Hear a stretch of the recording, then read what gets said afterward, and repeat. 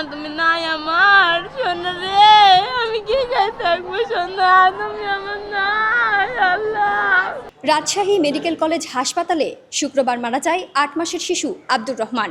বাবা মা জানায় ১ মাস আগে হাম ও নিউমোনিয়া নিয়ে আক্রান্ত রহমানকে ভর্তি করানো হয় হাসপাতালে, কিন্তু পরিস্থিতি খারাপ হলেও পাওয়া যায়নি নিবিড় পরিচর্যা কেন্দ্র বা আইসিইউ শয্যা।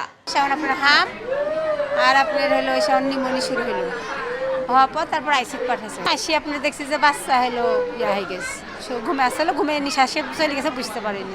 আইসিইউতে সিরিয়াল নাই, আবার সিরিয়াল করতে যখন 2-3 দিন 4 দিন পার হয়ে যাচ্ছে, তাও কিছু পাচ্ছি না।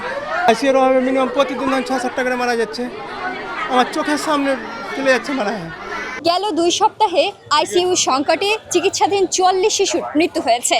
এতে উদ্বিগ্ন অভিভাবকগণ। শুধু ডাক্তাররা এসে একবার দেখেছে, দেখে বললো যে বুকে খুব সমস্যা, ওনার আইসিইউতে এখনই ভর্তি করা লাগবে। তো আইসিইউ এখন পাচ্ছি না। হাম হয়েছে এখন তো ওষুধ দিয়েছে, আর এখন চিকিৎসা তো আর ডাক্তারে তো ইঞ্জেকশন দিয়েছে, তো ইঞ্জেকশন সিরিয়ালে ঘুরে আইলাম। হাসপাতাল কর্তৃপক্ষ বলছে, বর্তমানে রাজশাহী মেডিকেল কলেজ হাসপাতালে 40 শয্যার একটি আইসিইউ ওয়ার্ড রয়েছে। বিশেষায়িত না হলেও নিজস্ব ব্যবস্থাপনায় সেখানে 12টি শয্যা বরাদ্দ রাখা হয়েছে শিশুদের জন্য।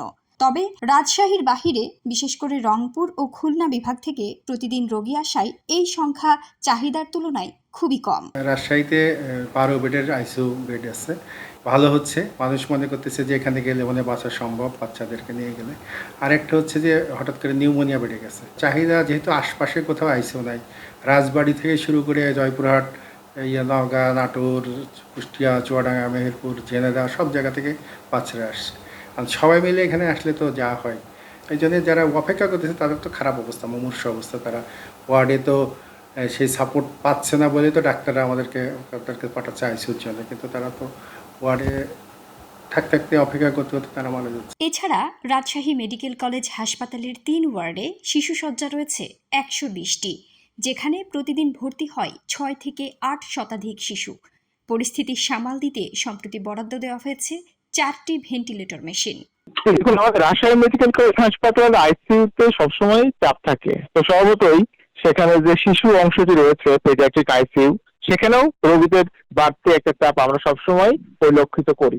আমরা চেষ্টা করছি যদি আমরা এই চিকিৎসকের সংখ্যা আরো বাড়াতে পারি, সেক্ষেত্রে সবার একটু সুবিধা হবে। একই সাথে হাসপাতাল কর্তৃপক্ষ যেটি মনে করে সেটি হলো, রাজশাহীতে কিন্তু একটি শিশু হাসপাতাল অবকাঠামোগত উন্নত হয়ে পড়ে আছে, সেই হাসপাতালকে জনবল বা অন্যান্য কারণে চালু করা সম্ভব হয়নি। সেটি যদি খুব দ্রুত চালু করা যায়, সেক্ষেত্রে রাজশাহী মেডিকেল কলেজ হাসপাতালে আইসিইউর উপরে চাপটা কমবে এবং শিশু রোগীরা আইসিইউ থেকে শুরু করে অন্যান্য স্বাস্থ্য সেবা বিষয়ে আরো বেশি সহায়তা পাবে।